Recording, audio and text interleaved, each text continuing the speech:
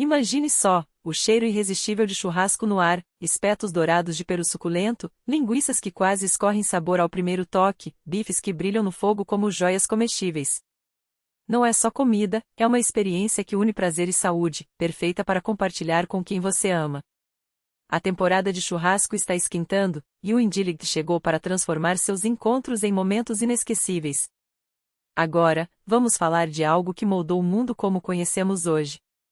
Você já parou para pensar como dois aliados na Segunda Guerra Mundial, Estados Unidos e União Soviética, se tornaram inimigos jurados por quase meio século? Essa história de desconfiança, propaganda e tensão nuclear tem nome: Guerra Fria. E ela começou muito antes do que você imagina. Lembra daquele filme clássico, onde o personagem de Leonid Bronevoi canta versos irônicos sobre os americanos? Pois é, nos anos 1950, a União Soviética usava o humor, e muito mais, para ridicularizar o imperialismo americano. Havia até um plano oficial: quais livros publicar em massa, que temas explorar na rádio e na TV, sempre com o mesmo recado: os monopólios capitalistas são os verdadeiros vilões da paz mundial. Do outro lado do oceano, Hollywood não ficava atrás. Filmes como Ninoca mostravam comunistas fugindo para o Ocidente, e desenhos como Duck and Cover ensinavam crianças a se esconder debaixo de mesas, como se isso adiantasse algo depois de Hiroshima. Ambos os lados se acusavam de espionagem, de impor governos fantoches e de invadir a privacidade dos cidadãos. Mas como tudo começou? Como aliados que derrotaram Hitler juntos viraram rivais em uma batalha silenciosa, porém mortal? A resposta está nos bastidores da própria vitória. Já em 1943, enquanto planejavam o fim da guerra, as rachaduras no relacionamento entre soviéticos e ocidentais ficavam cada vez mais visíveis. A desconfiança crescia, e todos sabiam: aquela aliança não duraria. Cada lado tinha seus próprios interesses, e assim que Hitler caiu, a máscara de união despencou. Foi então que, em outubro de 1945, apenas um mês e meio após o fim da Segunda Guerra, o escritor George Orwell publicou um artigo profético, You and the Atomic Bomb. Nele, Orwell cunhou pela primeira vez o termo Guerra Fria e previu um futuro onde nações com armas nucleares viveriam em um conflito permanente, sem tiros, mas com uma tensão capaz de paralisar o mundo. Sua frase final era assustadoramente precisa: a bomba atômica acabará com as guerras em grande escala, mas ao custo de uma paz que não será paz de verdade. E ele estava certo. Por quase 50 anos, Oriente e Ocidente se enfrentaram em mais de 150 conflitos indiretos, chegando à beira de um holocausto nuclear. A Guerra Fria não foi uma guerra comum. Não houve batalhas diretas entre soviéticos e americanos, graças a Deus. Mas o mundo inteiro virou um tabuleiro onde as superpotências moviam suas peças, países do terceiro mundo, muitas vezes sem nem entender direito por que estavam lutando. Essas guerras por procuração, como a Coreia, o Vietnã ou o Afeganistão, foram o palco onde os blocos capitalista e socialista mediram forças sem se tocar. E o mais irônico? Em momentos de trégua, até faziam filmes juntos, como A Tenda Vermelha, celebrando uma cooperação que, na prática, nunca existiu de verdade. Os historiadores dividem a Guerra Fria em fases bem definidas. Primeiro, o período de preparação, entre 1943 e 1945, quando as desavenças ainda eram sussurros. Depois, a escalada inicial, de 1945 até a morte de Stalin, em 1953, anos de paranoia e purga ideológica. Veio então a era da tensão máxima, até 1962, quando o mundo quase acabou na crise dos mísseis de Cuba. Depois, um breve degelo, de 1962 a 1979, seguido por um novo congelamento até 1985. O fim? Só em 1991, com o colapso da URSS. Mas onde tudo desandou de vez? Talvez em Teherã, em 1943, quando Stalin, Roosevelt e Churchill se encontraram para planejar o pós-guerra. Os soviéticos já desconfiavam que os aliados ocidentais queriam enfraquecê-los, enquanto Churchill tremia só de pensar no avanço do Exército Vermelho pela Europa. E não era para menos, os movimentos de resistência na Europa Oriental, apoiados por Moscou, eram majoritariamente comunistas. Era óbvio que, após a guerra, eles tomariam o poder, com ou sem eleições. Na França, Itália ou Espanha, os partidos comunistas, mesmo sem vencer, receberiam financiamento soviético para continuar a luta. Stalin sonhava com um cinturão de segurança de nações aliadas, e conseguiu. A cortina de ferro se fechou sobre a Europa Oriental. Até mesmo Joseph Davis, conselheiro de Roosevelt e um dos arquitetos da aproximação com a URSS, percebeu o perigo. Em suas memórias, ele registrou: será que Churchill está prestes a admitir publicamente que errou ao não apoiar Hitler? Porque, pelo jeito, agora ele repete a mesma retórica que Goebbels usava há 4 anos, dividir para conquistar. O primeiro-ministro britânico não escondia seu medo. Para ele, a URSS queria exportar o comunismo para o mundo todo. Há quem diga que, após a vitória, o Marechal Zhukov chegou a propor a Stalin avançar até o Canal da Mancha. A resposta do líder soviético foi seca: isso é aventura. Afinal, desde 1925, Stalin havia abandonado a ideia de uma revolução global. Seu foco era construir o socialismo em um só país, a qualquer custo. E enquanto o mundo se dividia, um símbolo de resistência e cultura permanecia intocado: o Hermitage, em São Petersburgo. Seu nome, que significa lugar de solidão, é um contraste irônico com sua realidade. Por séculos, foi um refúgio exclusivo, tão restrito que até Pushkin precisou de uma carta de recomendação de Chukovsky para entrar. Só em 1852, por decreto imperial, suas portas se abriram ao público. Mas essa é outra história, uma que, assim como a Guerra Fria, mostra como o passado ainda ecoa no presente. Quando Nicolau I abriu as portas do Hermitage ao público, não foi apenas um museu que se revelou ao mundo, foi um tesouro imperial transformado em patrimônio da humanidade. A Grande Galeria de Arte, nascida como coleção privada de Catarina, a Grande, passou a ser um espelho da alma russa, opulenta, enigmática e inesgotável. Eu já estive lá inúmeras vezes, e cada visita é um lembrete de por que lugares assim não são apenas para ser vistos, mas para ser vividos. E este verão, o T-Bank que torna essa experiência ainda mais irresistível. Ao pagar seu ingresso com qualquer cartão do banco até 31 de agosto, você recebe até 100% de cashback. Sim, é isso mesmo, o valor do bilhete volta inteiro para você. Então não há desculpas, leve a família, os amigos, aquele colega que sempre adia cultura. O link com todos os detalhes está na descrição.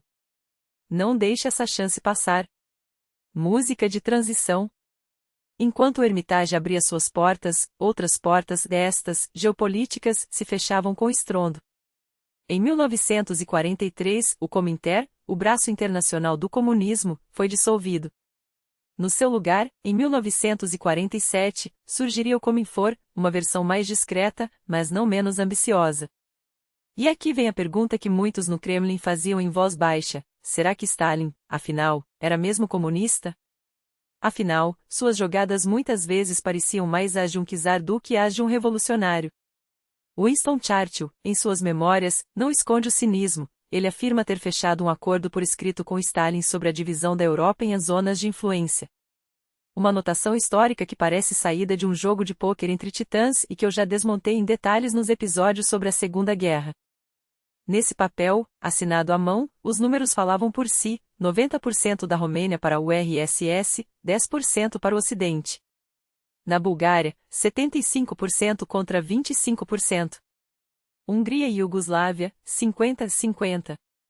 E a Grécia?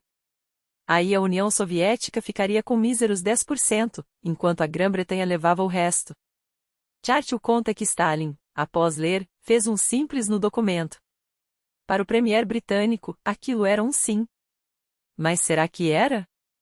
Ou seria apenas mais um movimento calculado no grande tabuleiro? O certo é que Churchill já se preparava para o pior. Prova disso? A Operação Impensável, um plano tão audacioso quanto seu nome é absurdo. A ideia? Atacar as tropas soviéticas na Europa e expulsá-las à força. Os militares britânicos, é claro, alertaram: Senhor, isso será longo, sangrento e caríssimo. Mas Churchill, teimoso, insistia: se não agirmos, os russos chegarão ao Mar do Norte e ao Atlântico. O plano foi esboçado em apenas 2 semanas, uma velocidade que, sozinha, já deveria acender alertas. A primeira fase se chamava, com ironia trágica, sucesso rápido, assim, o mesmo erro de Napoleão e Hitler, contar com uma vitória antes do inverno. Os números eram assustadores: na guerra hipotética, lutariam britânicos, canadenses, americanos, poloneses e, pasmem, 12 divisões alemãs. Isso mesmo, as mesmas tropas que serviram a Hitler, agora rendidas aos aliados, seriam reutilizadas contra a URSS. Divisões que ainda nem tinham sido desmobilizadas, estacionadas na Dinamarca e em Schleswig-Holstein. Churchill queria começar em 1º de julho de 1945. Os generais britânicos, realistas, sabiam que as chances eram pálidas. O Exército Vermelho, embora exausto, seguia sendo a máquina de guerra mais temida do continente, com superioridade aérea de 1,5 para 1 sobre a RAF. No Báltico, a Marinha Real tinha vantagem, mas espreitavam submarinos soviéticos. No final, convenceram Churchill a desistir do ataque e a pedir um plano defensivo. Como Stalin soube de tudo? Graças à famigerada Cambridge Five e ao agente X, a espionagem soviética estava sempre um passo à frente. Ao receber as informações, Stalin não perdeu tempo, Zhukov redistribuiu tropas e colocou-as em estado de alerta máximo um dia antes da data prevista para o ataque britânico. Mas havia outro motivo para adiar o plano: os Estados Unidos precisavam da URSS na guerra contra o Japão. Stalin havia prometido entrar no conflito no Pacífico, e a grande tríade Roosevelt, depois Truman, Churchill e ele, deveria se encontrar mais uma vez. Em 17 de julho de 1945, começou a Conferência de Potsdam, a última reunião dos três grandes. Desta vez, sob as ruínas de Berlim. Na pauta, reparações de guerra, o futuro da Alemanha, o destino dos países do eixo. Mas, nas entrelinhas, o que realmente importava era quem dominaria a Europa no pós-guerra. E então, às 19h30 do dia 16 de julho, o ministro da Guerra americano, Henry Stinson, recebe uma mensagem codificada: o paciente foi operado. O diagnóstico não é claro, mas os resultados superaram todas as expectativas. No dia seguinte, durante o almoço, Stinson desliza um papel para Churchill. Nele, uma frase enigmática: os bebês nasceram saudáveis. Churchill, confuso, olha para o ministro. O que diabos isso significa? A resposta de Stinson é gelada: significa, primeiro-ministro, que o experimento no deserto americano deu certo. A bomba atômica agora é real. Naquele mesmo dia, o novo presidente americano, Harry Truman, informa Stalin sobre o teste da arma mais destruidora já criada. Churchill observa a reação do soviético com atenção de falcão. Mais tarde, escreveria que Stalin manteve um sorriso sereno no rosto. Truman, intrigado, pergunta ao premier britânico: e aí, como ele reagiu? Não fez uma única pergunta, responde Truman. Os dois concluíram que Stalin não havia entendido a gravidade da notícia. Engano deles. Stalin sabia tudo. Suas fontes de inteligência já o tinham alertado sobre o projeto Manhattan meses antes. Enquanto Truman e Churchill subestimavam, o líder soviético apenas assentiu e, em silêncio, acelerou os planos de resposta. Mas a geopolítica não espera. Em 25 de julho, o Reino Unido realiza eleições. Os britânicos, exaustos pela guerra, pelo racionamento e por uma economia à beira do colapso, rejeitam Churchill. O herói que os levou à vitória em 1945 é agora um líder sem respostas para a paz. Em seu lugar, assume Clement Attlee, dos trabalhistas, que retoma as negociações em Potsdam. Por um breve momento, as tensões entre Moscou e Londres arrefecem. Na final, Attlee não carregava o ódio pessoal de Churchill por Stalin. A conferência termina em 2 de agosto. 4 dias depois, o mundo muda para sempre. 6 e 9 de agosto, Hiroshima e Nagasaki são apagadas do mapa. Stalin recebe a notícia em sua dacha. Sua filha, Svetlana, mais tarde lembraria seu pai visivelmente abalado. Não pela destruição em si, afinal, a URSS já havia visto horrores maiores, mas pelo recado óbvio: os Estados Unidos agora ditavam as regras. Em uma conversa com o embaixador americano a Rima, Stalin mantém a máscara, elogia o trabalho difícil dos cientistas soviéticos, que, segundo ele, também buscavam dominar a energia atômica, e, em segredo, envia 2 agentes da inteligência para investigar as cidades arrasadas. Quando eles voltam com relatórios, não há crateras, só destruição total dos corpos, restou pó. Até Lavrenti Beria, o temido chefe da NKVD, os chama de alarmistas. Mas Stalin não tem dúvidas. Em 20 de agosto, o Comitê de Defesa do Estado cria o primeiro diretorado principal, sob o comando de Boris Vanikov, para acelerar o projeto atômico soviético. A corrida pela bomba havia começado e, desta vez, perder não era uma opção.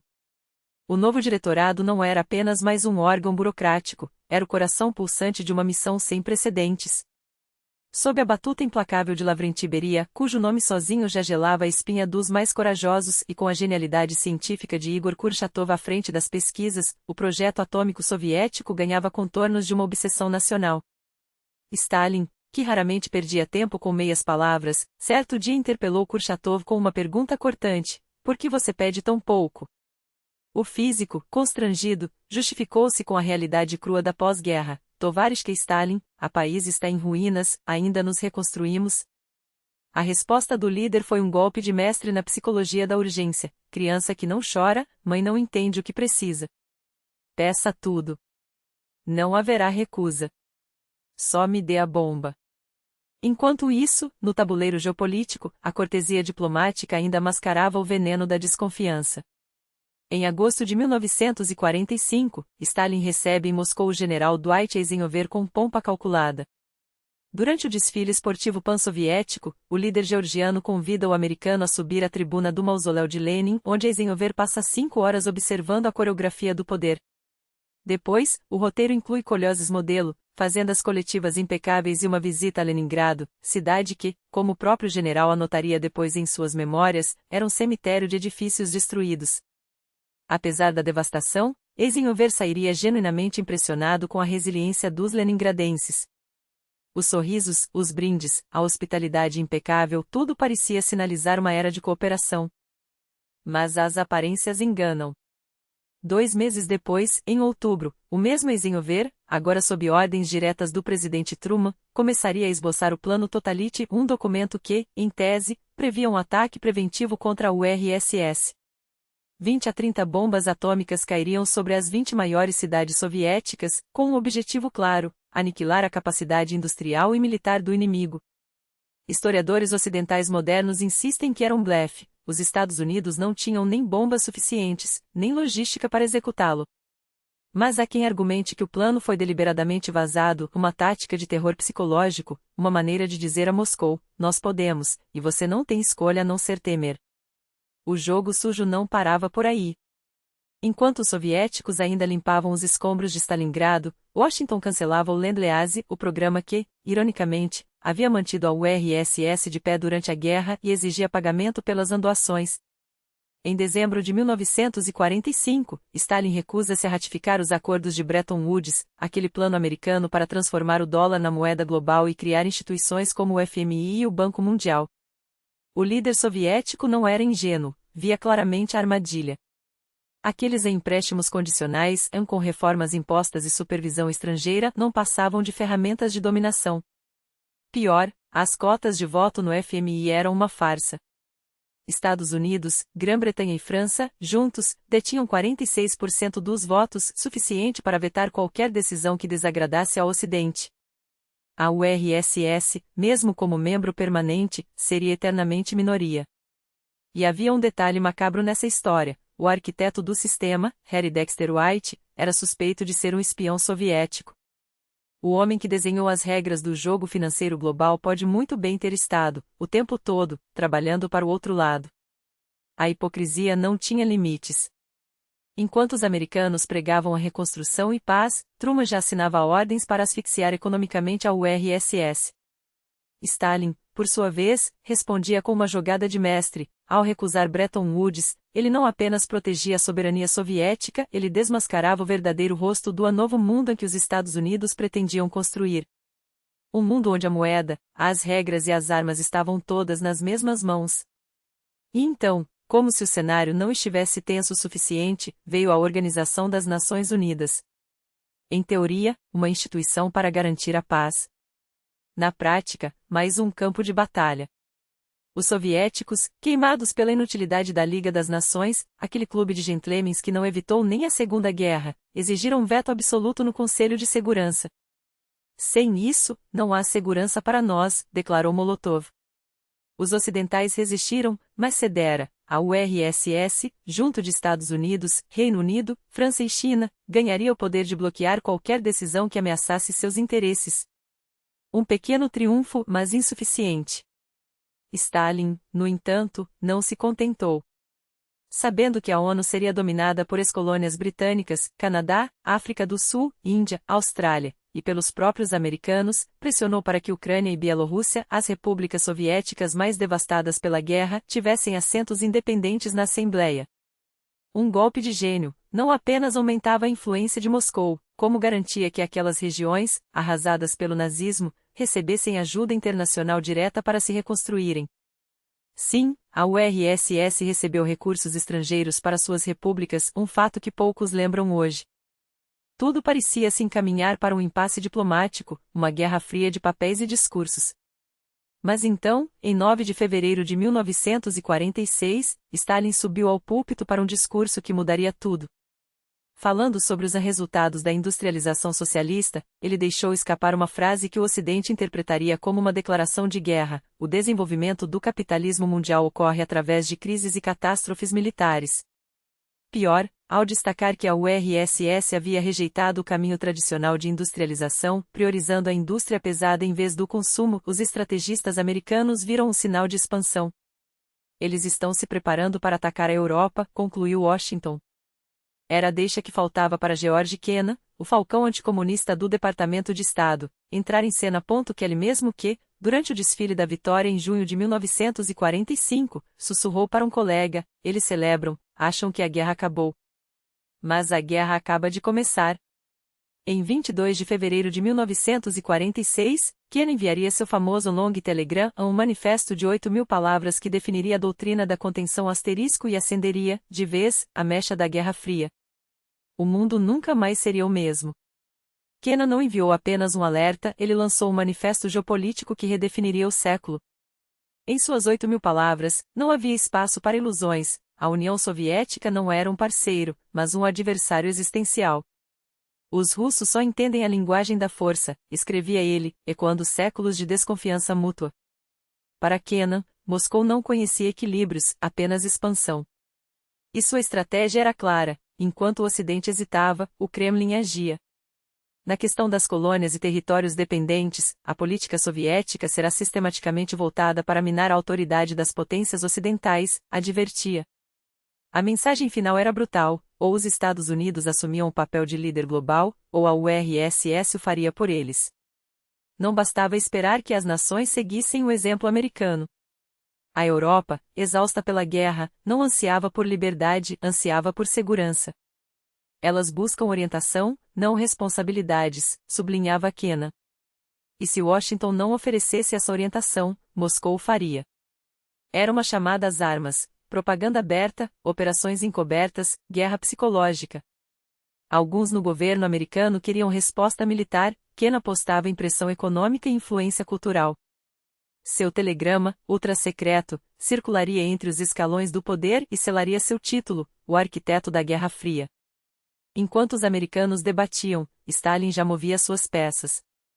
Em 1945, ele reativou antigas reivindicações territoriais contra a Turquia, exigindo a devolução de regiões perdidas após a Revolução Russa. Os estreitos de Bósforo e Dardanelos são uma ameaça à nossa segurança, declarava, revivendo o sonho imperial de controle sobre o acesso ao Mar Negro. E se Constantinopla, nosso antigo Tsargrad, também nos pertencesse? Não era retórica. Moscou propunha bases militares conjuntas nos estreitos, uma manobra que, na prática, transformaria a Turquia em protetorado soviético. Ankara, é claro, viu a armadilha. Afinal, quem controla os estreitos controla o fluxo entre a Europa e a Ásia. Mas o jogo de Stalin não parava por aí. No Irã, a tensão explodiria em crise aberta. Em 1946, enquanto empresas britânicas e americanas negociavam concessões petrolíferas no norte do país, perto demais da fronteira soviética para o gosto de Moscou, Stalin contra-atacou. Isso é uma provocação, declarou, e exigiu sua própria concessão por 60 anos. Seu plano? Criar uma zona tampão no Azerbaijão iraniano, afastando os britânicos e estendendo a influência do Kremlin. Quando o parlamento iraniano, o Majlis, rejeitou o acordo sob pressão ocidental, Stalin apoiou abertamente a rebelião azeri. Em novembro de 1945, o Azerbaijão iraniano, uma região de maioria turcomana, historicamente marginalizada por Teherã, se levantou. Com o apoio de tanques soviéticos, os rebeldes bloquearam as estradas, proclamaram autonomia e exigiram um terço das cadeiras no Majlis. Unamo-nos ao Azerbaijão soviético, era o grito. O governo fantoche duraria um ano, mas o recado estava dado. Moscou não hesitaria em explorar fraturas étnicas para expandir seu poder. Quando as tropas soviéticas avançaram em direção a Teherã em março de 1946, o mundo conteve a respiração. Só a pressão conjunta de Estados Unidos e Reino Unido forçou a retirada russa, mas o dano estava feito. Stalin, porém, já olhava para o quadro maior. Em uma carta ao líder Azeri Pichevari, ele admitiria o óbvio: nossa presença militar no Irã prejudicava a nossa política na Europa. Era um cálculo frio, sacrificar o Azerbaijão iraniano para não perder a Alemanha Oriental. Mas a mensagem para Washington era clara: onde houvesse vácuo de poder, a URSS avançaria. Enquanto isso, em 5 de março de 1946, um homem de 71 anos subia ao púlpito do Westminster College, em Fulton, Missouri. Winston Churchill, agora fora do cargo, havia sido convidado pelo presidente Truman, uma excelente escola no meu estado natal, escreveu este, em um bilhete que valia mais que um convite, era um endosso. O que se seguiu não foi um discurso, mas um ultimato moral. Com sua voz rouca de estadista, Churchill desfiou as ações soviéticas, a pressão sobre a Turquia, a ocupação do Irã, a instalação de governos fantoches na Europa Oriental. De Cetin, no Báltico, a Trieste, no Adriático, uma cortina de ferro desceu sobre o continente, trovejou. Não era uma metáfora, era um diagnóstico. E, pela primeira vez, o mundo ouviu o termo que definiria uma era. A Guerra Fria não tinha mais volta. Churchill não inventou o termo cortina de ferro, ele o roubou da história. Antes dele, tanto Jorge Clemenceau quanto Joseph Goebbels já o haviam usado, cada um a seu modo, para descrever a barreira ideológica que separava o Ocidente do bolchevismo. Mas foi o britânico quem lhe deu peso geopolítico, transformando-o em uma sentença de guerra. Enquanto a Grã-Bretanha, outrora império onde o sol nunca se punha, via suas colônias se desprenderem uma a uma, a Índia e o Paquistão já haviam rasgado o mapa imperial com sangue e independência, o fantasma do socialismo infiltrava-se nessas novas nações como um vírus. E Churchill, com a lucidez de quem já vira o mundo ruir, não se enganava: a ameaça não era apenas vermelha, era existencial. Não podemos fechar os olhos para o fato de que as liberdades desfrutadas pelos cidadãos em toda a Commonwealth britânica não existem em um número significativo de países, advertiu, com a precisão de um cirurgião dissecando um tumor. Alguns deles são extremamente poderosos. Nesses estados, o poder é imposto ao povo comum por governos policiais onipotentes. Sua preocupação não era retórica, era a Europa pós-guerra, um tabuleiro onde as peças comunistas, antes insignificantes, agora moviam-se com uma força desproporcional ao seu tamanho. Na Polônia, na Hungria, na Romênia, partidos que mal tinham raiz popular assumiam o controle absoluto, erguendo ditaduras sob a bandeira da democracia popular. Exceto pela Tchecoslováquia, ironizou Churchill, nenhuma dessas nações conhece a democracia verdadeira. Silenciou, porém, sobre o paradoxo britânico: como condenar a opressão alheia quando seu próprio império havia sido construído sobre a subjugação de metade do globo? Stalin ouviu. E, como um jogador de xadrez que antevê o checkmate, estudou cada palavra do discurso.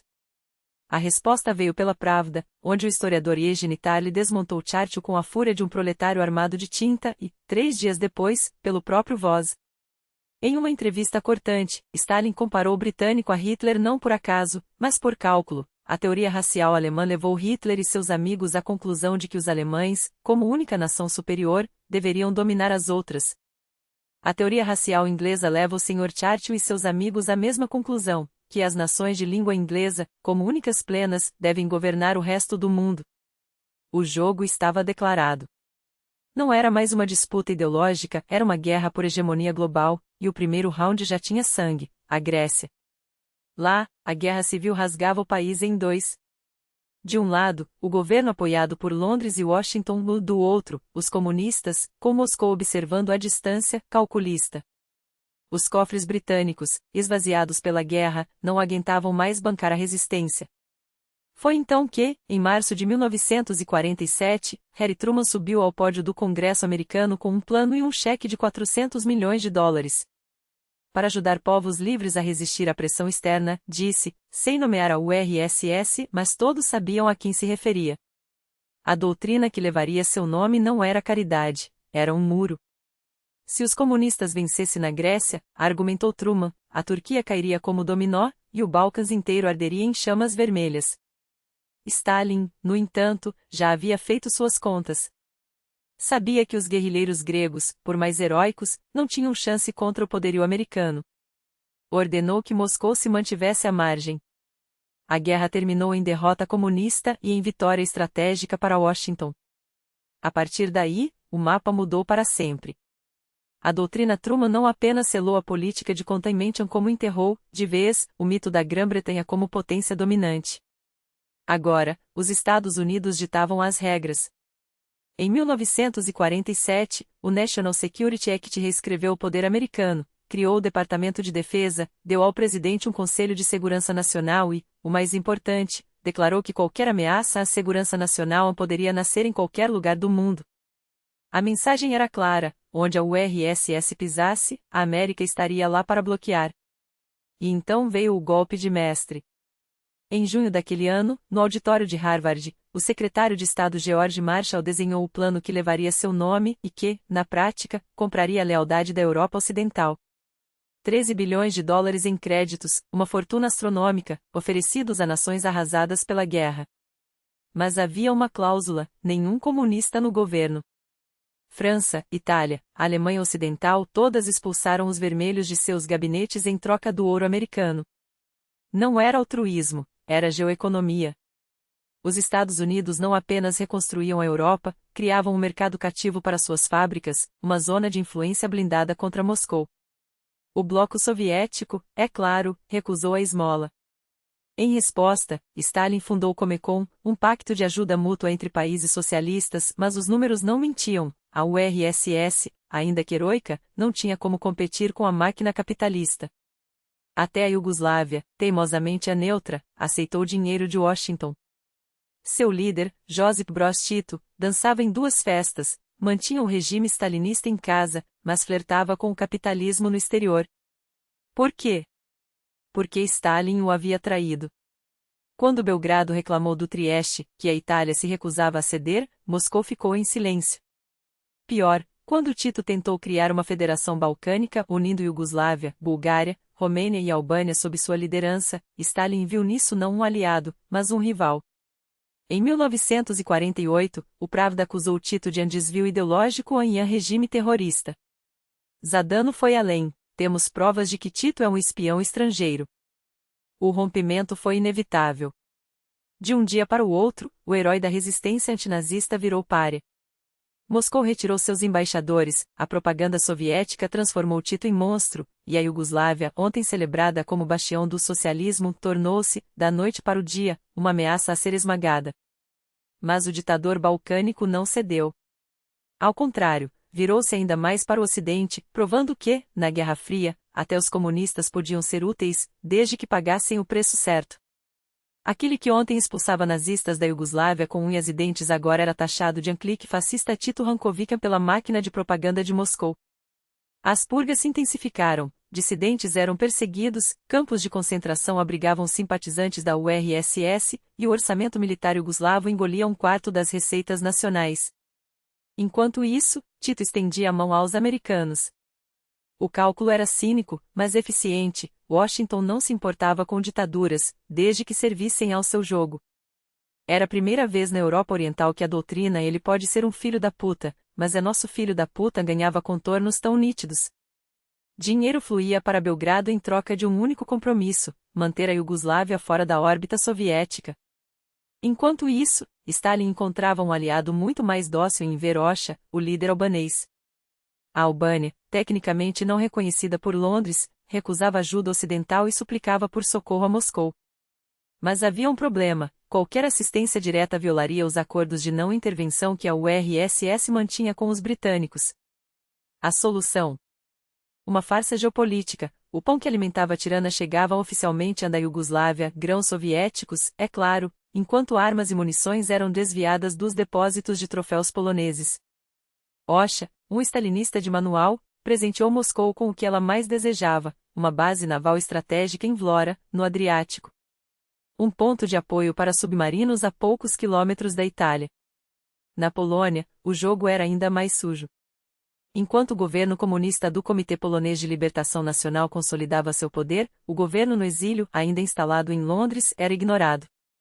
Stalin, é claro, reconhecia apenas os seus.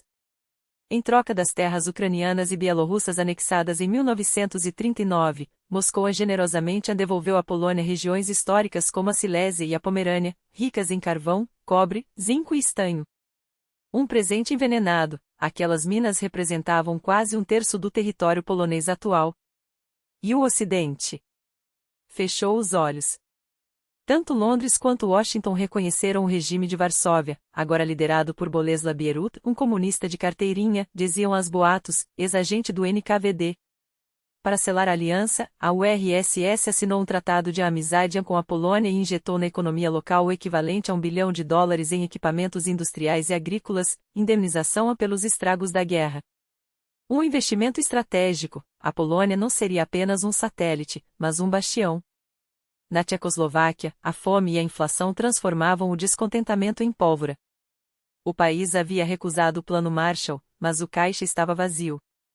Em 1948, uma crise de 6 dias paralisou o governo. O Partido Comunista levou 100 mil manifestantes às ruas com cartazes que não deixavam dúvidas, foram os ministros reacionários, viva a unidade dos trabalhadores, queremos um governo de Gottwald sem traidores. O premier pró-soviético forçou a renúncia do presidente Beni. Curiosamente, Moscou se recusou a mover uma só divisão para a fronteira, embora Gottwald implorasse por apoio. Não era necessário, o golpe foi limpo, sem um tiro. Mas o Ocidente não perdeu tempo. Se a Polônia já estava perdida, a Áustria seria a próxima? O Plano Marshall precisava acelerar. O verdadeiro nó da Guerra Fria, porém, era a Alemanha, um país esquartejado em 4 zonas de ocupação. Americanos, britânicos, franceses e soviéticos administravam cada pedaço como um feudo.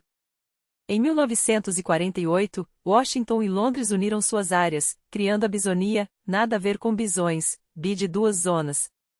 Logo a França se juntou, formando a trizonia. Stalin, é claro, não gostou. Especialmente porque Berlim Ocidental, uma ilha capitalista no meio da zona soviética, também foi dividida em 4, mas 3 delas agora funcionavam como um único bloco.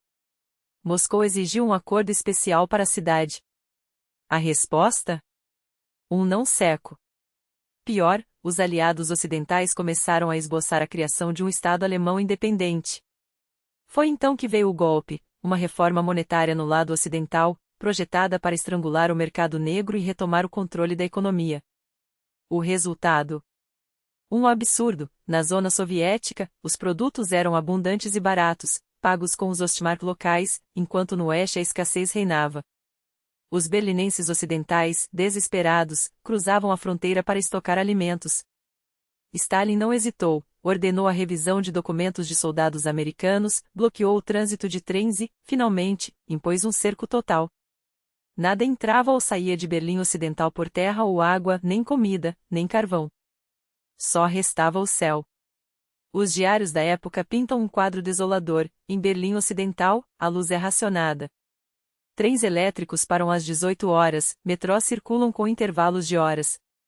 As casas têm energia apenas 2 horas pela manhã e 2 à noite. As vitrines das lojas estão às escuras. O pânico se instala. Boatos de fome correm soltos. A fronteira se fechou. A única saída era o ar. E assim nasceu a ponte aérea, uma operação logística sem precedentes. Aviões decolavam a cada 3 minutos, transportando alimentos, combustível, até doces para as crianças. Os pilotos americanos, em um gesto de propaganda genial, lançavam balas e chocolates em mini paraquedas sobre a cidade sitiada. Uma menina anotou em seu diário: temos fome o tempo todo. Todos reviram latas de lixo em busca de comida. Depois, me levaram embora num bombardeiro, junto com outras 16 crianças. Voamos sobre os telhados, e eu não sabia se voltaria. A Alemanha era um esqueleto. A destruição, um espetáculo dantesco. Mas o bloqueio de Berlim provou algo crucial: a Guerra Fria não seria travada apenas com tanques e espias, mas com sacos de farinha e barras de chocolate. Quando a ONU interveio em segredo, Stalin recuou. Em maio de 1949, os aliados ocidentais oficializaram a criação da República Federal da Alemanha. A resposta soviética? Um estado fantoche no leste, nascido de um referendo de fachada sobre a unificação, uma piada que ninguém no Ocidente levou a sério. A cortina de ferro havia caído. E Berlim, dividida, tornará-se o palco onde o mundo assistiria, nos anos seguintes, ao seu próprio apocalipse em câmera lenta. Em outubro daquele mesmo ano, como se seguisse um roteiro escrito em Moscou, o Conselho Popular Alemão, com a bênção óbvia de Stalin, proclamou solenemente o nascimento da República Democrática Alemã. O Bloco Oriental a reconheceu de imediato. Berlim Ocidental? Nem sequer pisou no palco da farsa.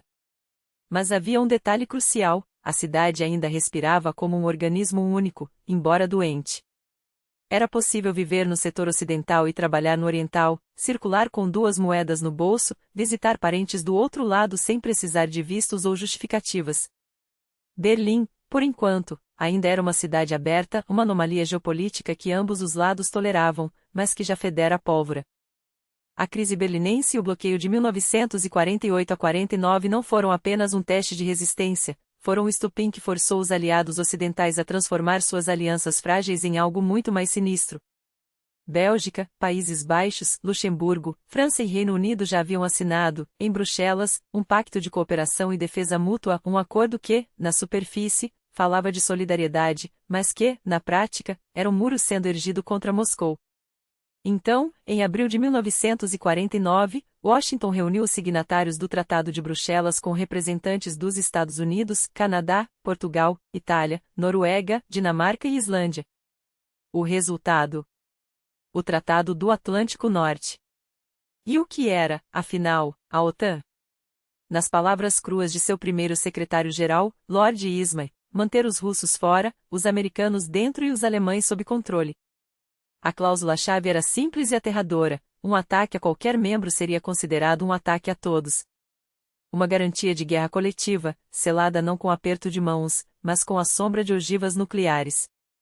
Aqui, um detalhe que a história gostaria de apagar: em certo momento, a União Soviética pediu para entrar na OTAN. Moscou recebeu um não seco e sem cerimônia. Afinal, o propósito da aliança não era esconder, tratava-se de uma coalizão contra os sovietes, ponto final. A ironia. Enquanto o Ocidente se armava até os dentes, o Kremlin, segundo análises secretas do Departamento de Estado americano, não planejava uma guerra aberta. Um relatório confidencial de 1949 deixava claro: desde a desastrosa guerra contra a Finlândia em 1939, Moscou evitava conflitos diretos. A URSS estava exausta, sua população esgotada pela guerra, e a ocupação militar não era o método preferido do Kremlin para dominar territórios. Seu jogo era outro: controle político, infiltração, subversão. A conclusão dos analistas? O governo soviético não tem intenções de ações armadas iminentes. Mas, enquanto os estrategistas americanos digestiam essas informações, o Pentágono já traçava planos para um holocausto. Em 19 de dezembro de 1949, o Comitê de Chefes de Estado-Maior dos Estados Unidos aprovou a Operação Dropshot, um documento que previa o lançamento de 300 bombas atômicas e 29 mil bombas convencionais sobre alvos soviéticos, com a guerra programada para começar em 1º de janeiro de 1957. Não era ficção. Não era paranoia. Era um plano operacional, frio e detalhado, parte de uma série de cenários de aniquilação que Washington atualizava várias vezes por ano, não só na Europa, mas também na Ásia Sudoriental. Anos depois, a divulgação desses documentos alimentaria a lenda do Plano Dulles, um suposto manual de dominação ocidental forjado a partir de trechos soltos de obras literárias. Uma farsa. Mas a farsa só prosperou porque a realidade era ainda mais sombria: os planos existiam. E não eram um, mas dezenas, desde invasões diretas até protocolos de retaliação nuclear automática, caso Moscou desse o primeiro passo errado. A lógica era simples: se a URSS iniciasse um conflito local, os Estados Unidos responderiam com fogo atômico. Sem aviso. Sem negociação. Enquanto isso, no Extremo Oriente, Stalin tentava reproduzir o modelo alemão. Propôs a Washington e Londres um acordo para dividir a ocupação do Japão pós-guerra, como haviam feito com a Alemanha. A resposta? Silêncio. Molotov, com amargura, resumiria: então agora não somos mais necessários? Mas o Kremlin não saiu de mãos vazias, ficou com 56 ilhas da cadeia das Kurilas e criou a região de Sakhalin do Sul. Tóquio, é claro, nunca engoliu a perda. Até hoje, 12 territórios são chamados de territórios do norte nos mapas japoneses, e o Tratado de Paz entre Rússia e Japão segue inacabado, mesmo após uma declaração de cessar-fogo assinada em 1956. O contraste com a ocupação americana não poderia ser maior. No Japão, o general MacArthur reinava como um vice-rei iluminado. Sob o comando supremo das potências aliadas, os Estados Unidos impuseram uma reforma radical, o Processo de Tóquio, uma versão asiática de Nuremberg, o desarmamento forçado e, depois, a reconstrução econômica acelerada. Por quê?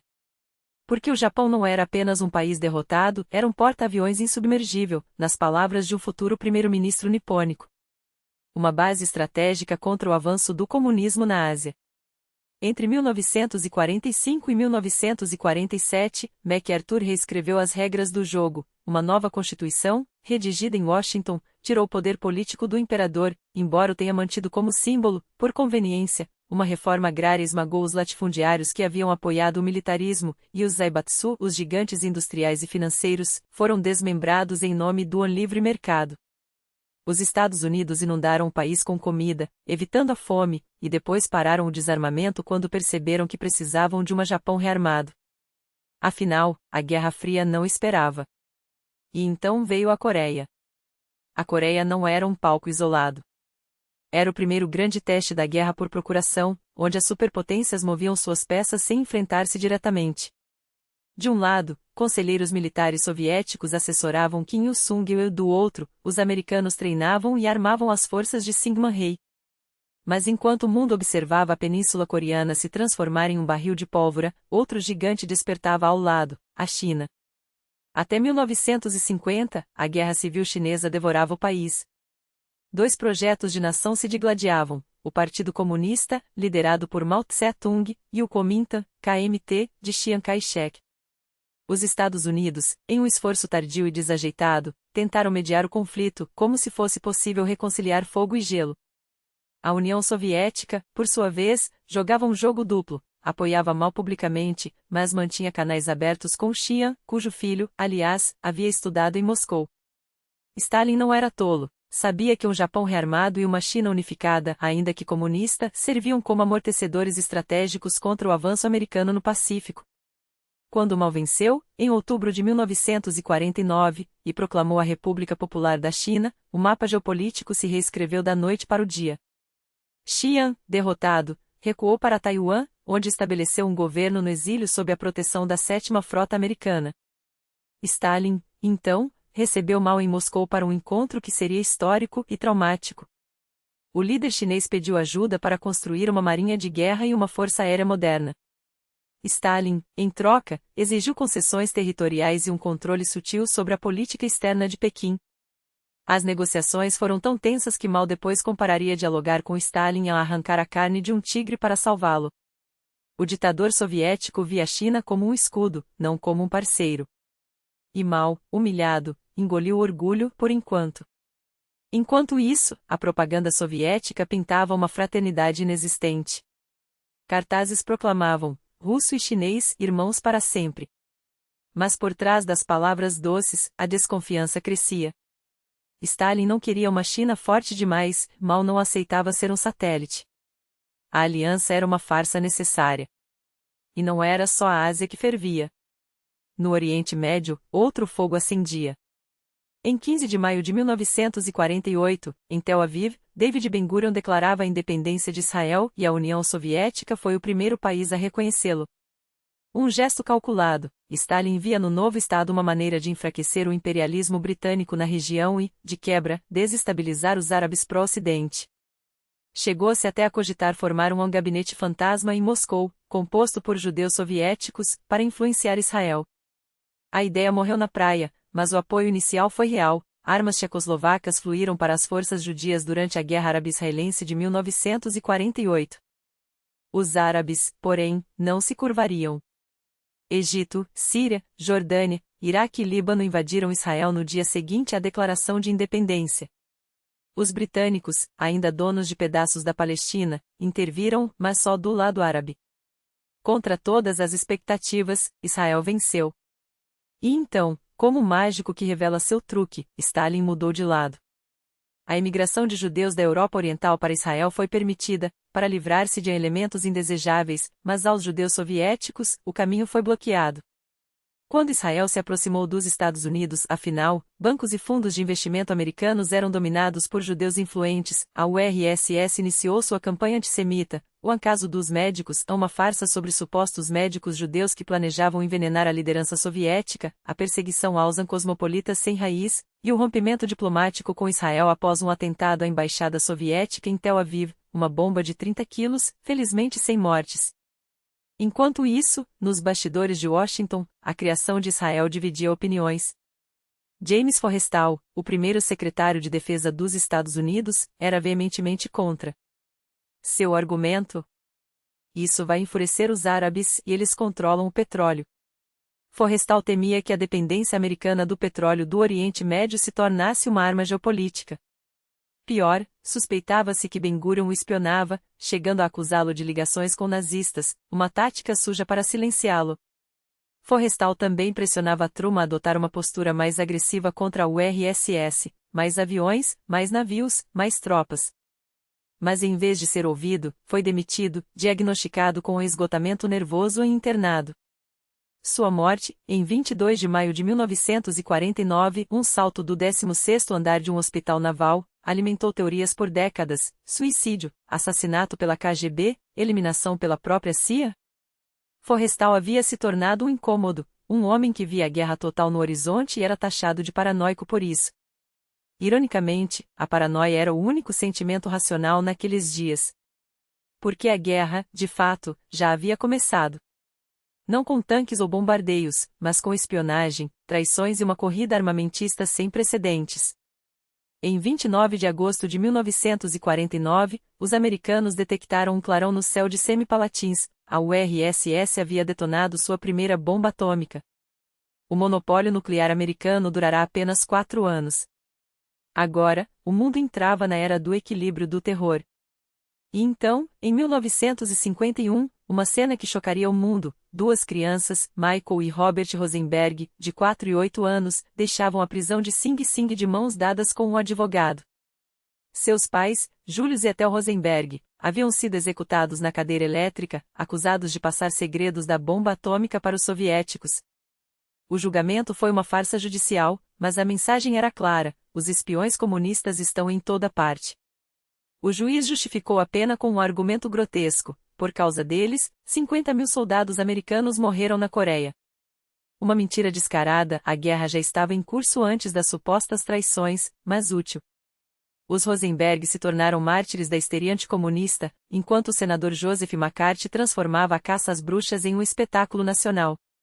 Truman ainda tentará conter o fanatismo. Eisenhower, não. Sob seu governo, 30.000 livros foram banidos, passaportes foram confiscados de suspeitos de simpatias comunistas, e a paranoia se tornou política de Estado. A América, que se orgulhava de sua liberdade, agora perseguia seus próprios cidadãos em nome da segurança.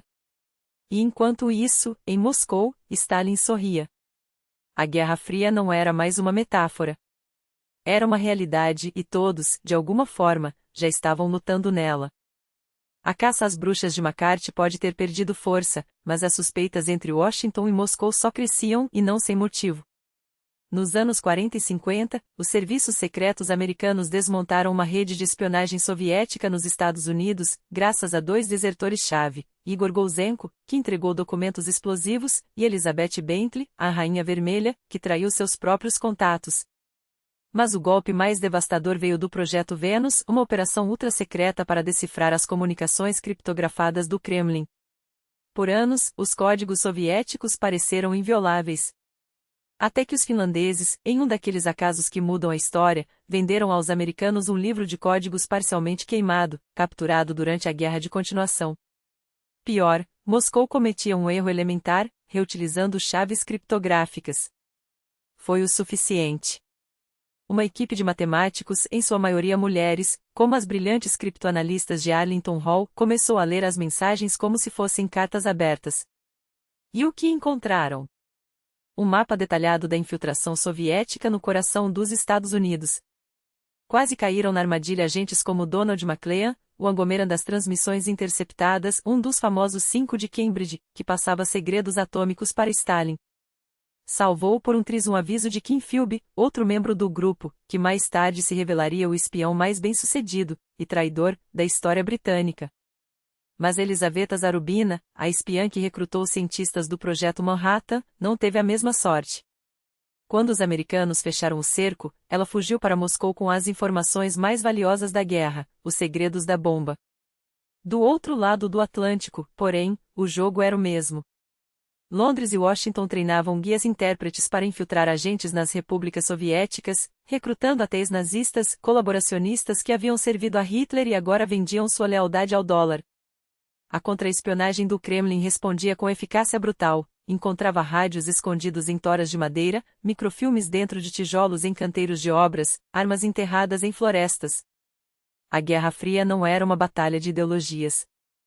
Era uma guerra suja de sombras, onde cada lado caçava o outro com a mesma fúria silenciosa que movia os relógios de um agente 007. E não por acaso. James Bond não nasceu do nada, ele é filho legítimo desse tempo. Quando a tensão entre os blocos escalava, Bond combatia a ameaça vermelha, quando a detente chegava, seus inimigos viravam megalomaníacos sem bandeira. Em Octopussy, até generais soviéticos o ajudam. Porque Bond, afinal, é um termômetro, seu alvo muda conforme o vento da história. E nos anos 50, o vento soprava para o abismo. Entre 1950 e 1953, o orçamento de defesa americano triplicou, saltando de 5% para 14% do PIB. Em 1952, os Estados Unidos detonaram a primeira bomba de hidrogênio, um aviso claro a Moscou. Enquanto isso, a OTAN engolia a Grécia e a Turquia, estendendo seu escudo até as fronteiras soviéticas. Até que, em 5 de março de 1953, o mundo parou, Stalin morreu. No dia seguinte, a notícia ecoou em manchetes globais, de Pequim a Washington. Os americanos, que haviam recebido o ditador com champanhe no Yalta, agora o enterravam com um misto de alívio e cálculo. O que viria depois? No Kremlin, Malenko assumiu o poder, com Khrushchev como seu segundo. E algo inesperado aconteceu, o discurso mudou. A URSS renunciou às reivindicações territoriais sobre a Turquia, algo que Stalin havia perseguido com obstinação.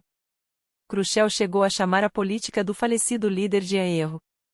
Do outro lado, Eisenhower, o mesmo general que havia brindado com Stalin em 1945, respondeu com um gesto ousado, o discurso Uma Chance para a Paz, proferido diante da Assembleia Geral da ONU. Suas palavras eram um socorro. Um caça-jato custa 500 mil de sacas de trigo. Um destruidor poderia construir 8.000 casas. Este não é o tipo de vida que podemos chamar de vida. Sob as nuvens da guerra, a humanidade está crucificada em uma cruz de ferro. Era belo. Era hipócrita. Porque enquanto Eisenhower falava de paz, os Estados Unidos já testavam ogivas termonucleares no Pacífico, e a CIA orquestrava golpes na América Latina. Mas em Moscou, o discurso ressoou. Malenko, em 1953, foi o primeiro a usar a palavra de extensão Mansin, o mesmo termo que décadas depois seria associado a Brezhnev e Nixon. E logo a URSS anunciou, unilateralmente, cortes nas forças armadas. Em 1955, veio o tratado com a Alemanha Ocidental, encerrando formalmente a guerra. Agora, porém, a URSS defendia a divisão permanente da Alemanha, uma virada estratégica. A RFA entrou para a OTAN e começou a rearmar-se. Khrushchev, que já havia afastado Malenko, respondeu com sua própria jogada, a criação do Pacto de Varsóvia, selando a divisão militar da Europa. O mundo agora tinha 2 polos, 2 exércitos, 2 verdades. No bloco oriental, além da URSS, entraram a Romênia, a Tchecoslováquia, a Bulgária, a Hungria, a Polônia, a Albânia e, claro, a Alemanha Oriental, que formou sua Nacionalinvolksarmee. A Iugoslávia, porém, permaneceu de fora. Khrushchev tentou reconquistar Tito, chegando a pedir desculpas publicamente e viajar a Belgrado. Um gesto humilhante para um líder soviético. Dizem que, quando Tito finalmente visitou Moscou, um cartaz o recebeu com os dizeres: Viva Clique de Tito! O que levou uma professora a ensinar às crianças que Anclíquia era seu primeiro nome. Mas Tito não cedeu. E em 1956, Khrushchev cometeu o erro que abalaria o bloco comunista para sempre. No 20º Congresso do Partido, denunciou os crimes de Stalin. Os líderes satélites ouviram em choque. Enver Hoxha, da Albânia, abandonou a sessão em protesto. O primeiro-ministro chinês, Zhou Enlai, seguiu o Mao, que via em Stalin um modelo, ficou furioso. A desestalinização não era apenas uma revisão histórica, era uma bomba ideológica. Pior, Khrushchev declarou que países com sistemas políticos diferentes poderiam coexistir. Uma heresia para os ortodoxos. O Ocidente recebeu a notícia com cauteloso otimismo. Dentro do bloco soviético, porém, as rachaduras se aprofundavam. A Albânia rompeu laços. A Romênia começou a questionar a presença de tropas russas. E então veio Poznan. Em junho de 1956, a cidade polonesa explodiu. Primeiro, eram reclamações por salários e pão. Depois, gritos por a liberdade e democracia. Os manifestantes atacaram prédios do governo com coquetéis Molotov. Os organizadores distribuíram armas. Varsóvia respondeu com 10.000 soldados e 400 blindados. A revolta foi esmagada, mas a mensagem era clara: o Império Soviético, apesar de todo o seu poder, já não conseguia conter a fúria de seus próprios súditos. E o pior ainda estava por vir. Moscou tremia. Em 18 de outubro de 1956, o ministro da Defesa soviético, Georgy Zhukov, assinou uma ordem secreta, a Grupo Norte das Forças Soviéticas, estacionado justamente na Polônia Ocidental e Setentrional, deveria entrar em estado de prontidão de combate. Ao mesmo tempo, a Frota Báltica Vermelha recebia ordens para se preparar para a ação. Divisões blindadas rumbavam em direção a Varsóvia. A tensão era insuportável. E então, em 19 de outubro, Władysław Gomułka, um comunista reformista, mas ainda assim um comunista, foi empossado como primeiro secretário do partido. Khrushchev, Molotov e toda a nomenclatura do Kremlin não perderam tempo. Mikoyan e Kaganovich voaram para Varsóvia com uma missão clara: esmagar qualquer sinal de independência. Enquanto isso, nas ruas, milícias espontâneas se armavam com o que encontravam. Mas, contra todas as expectativas, um acordo foi costurado. Gomułka, diante de uma multidão de 400.000 pessoas, prometeu reformas democráticas. A Polônia respirou, por enquanto. Mas o fogo já havia se espalhado. Em 23 de outubro, Budapeste explodiu. O que começou como uma manifestação pacífica por melhores condições de vida rapidamente se transformou em um levante armado. Em questão de horas, multidões invadiam quartéis, delegacias de polícia e depósitos de armas. Vinham por tudo: fuzis, munição, granadas. Os comunistas eram arrastados para as ruas, espancados, fuzilados. Parte do exército húngaro, desmoralizada, se juntou aos rebeldes. Outros soldados, desarmados por seus próprios comandantes, assistiam paralisados enquanto o caos tomava conta do país. O governo de Matyas Rákosi, um fantoche de Moscou, desabou em questão de dias. Seu sucessor, Irinage, tentou conter a hemorragia, mas era tarde demais. A resposta soviética foi imediata e brutal. Em 24 de outubro, tanques cruzaram a fronteira. O Kremlin justificava a invasão com um pretexto cínico: pedido de ajuda do governo húngaro. Mas a verdade era outra. Washington havia destinado 100 milhões de dólares para atividades subversivas no bloco soviético. Bases americanas na Alemanha Ocidental estavam em alerta máximo. E, acima de tudo, Moscou não podia permitir que uma nação do Pacto de Varsóvia escapasse de suas garras. Budapeste virou um campo de batalha. Barricadas bloqueavam as ruas. Franco-atiradores disparavam dos telhados. Tanques soviéticos abriam fogo contra civis. Os húngaros não queriam reformas, queriam liberdade. Queriam sair do império. Alguns, é claro, apoiavam a intervenção soviética, temendo o caos ou a volta dos fascistas de Horthy. Mas a maioria? A maioria lutava. E a luta se espalhou, cidades inteiras se rebelaram, prisões foram abertas, presos políticos e criminosos comuns se misturavam nas ruas. Por um breve momento, pareceu que os húngaros haviam vencido. Após sangrentos confrontos, em 30 de outubro, as tropas soviéticas se retiraram de Budapeste. Nagy anunciou negociações. Moscou, em um gesto de hipocrisia calculada, declarou que estava disposta a discutir a presença de suas tropas na Hungria. Mas era uma armadilha. Enquanto o mundo assistia, o Kremlin preparava o golpe final. Em 4 de novembro, às 4h15, a Operação Vikr Redemoinho foi lançada. 30.000 soldados, mais de 1.000 tanques e 800 canhões avançaram sobre a cidade. Desta vez, não haveria retirada. Desta vez, a ordem era aniquilar. Os rebeldes, entre 15.000, segundo os soviéticos, ou 50.000, segundo os húngaros, não tinham chance. Em poucos dias, a resistência foi esmagada. Iri Nagy, traído e capturado, seria executado 2 anos depois. No lugar do governo legítimo, Moscou impôs János Kádár, um fantoche sem escrúpulos. Até 11 de novembro, a Hungria estava pacificada. Mas a guerra continuou nas sombras. Até dezembro, grupos de resistência mantiveram a luta clandestina. Quando tudo terminou, 200.000 húngaros haviam fugido para a Áustria, arrastando consigo o desespero de uma nação traída. As Nações Unidas condenaram a invasão. O mundo ocidental assistiu, paralisado. E a Hungria, isolada e humilhada, mergulhou em décadas de repressão. Mas o dano já estava feito. O mito da invencibilidade soviética ruíra. E em Pequim, Mao Zedong observava tudo com um sorriso frio. Enquanto isso, no Egito, Gamal Abdel Nasser jogava um jogo perigoso. Em 1956, ele estendeu o acordo com a Grã-Bretanha sobre a livre navegação no Canal de Suez, mas com uma condição: as tropas britânicas deveriam deixar o país.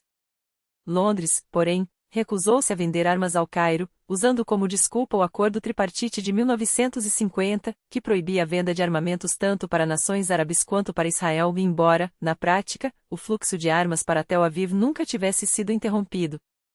Washington, por sua vez, propôs substituir os soldados britânicos por uma força da OTAN, mas Nasser não queria tutores. O Egito, sob seu comando, buscava autonomia. E quando o Ocidente fechou as portas, Moscou as abriu de paraventos. A União Soviética passou a armar o Cairo através de Praga, caças MiG, fuzis, submarinos diesel e navios de guerra, todos com o carimbo tchecoslovaco, mas com a assinatura soviética. O preço foi alto. As relações entre Moscou e Tel Aviv, antes discretamente cordiais, ruíram. E então veio o golpe final. Em julho de 1956, os Estados Unidos e a Grã-Bretanha cancelaram o financiamento da represa de Assuã, um projeto vital não apenas para a navegação, mas para a própria sobrevivência do Egito. O Nilo era a artéria que irrigava suas terras férteis, o sangue de uma nação. Nasser não hesitou. Em 26 de julho, diante de uma multidão eufórica no Cairo, anunciou a palavra que abalaria o mundo: o Canal de Suez é nacionalizado. Agora pertence ao Egito. E ofereceu compensação aos acionistas. Para Londres e Washington, foi uma declaração de guerra econômica. O canal não era apenas uma rota comercial, era a jugular do petróleo que alimentava o Ocidente. Nasser manteve a fachada da neutralidade, os navios britânicos e franceses ainda podiam passar, mas fechou a passagem para Israel. A provocação era calculada. E a resposta, inevitável. Em segredo, Israel, França e Grã-Bretanha tramaram a operação. Tel Aviv atacaria primeiro, criando o pretexto. Paris e Londres interviriam como pacificadores, ocupando a zona do canal.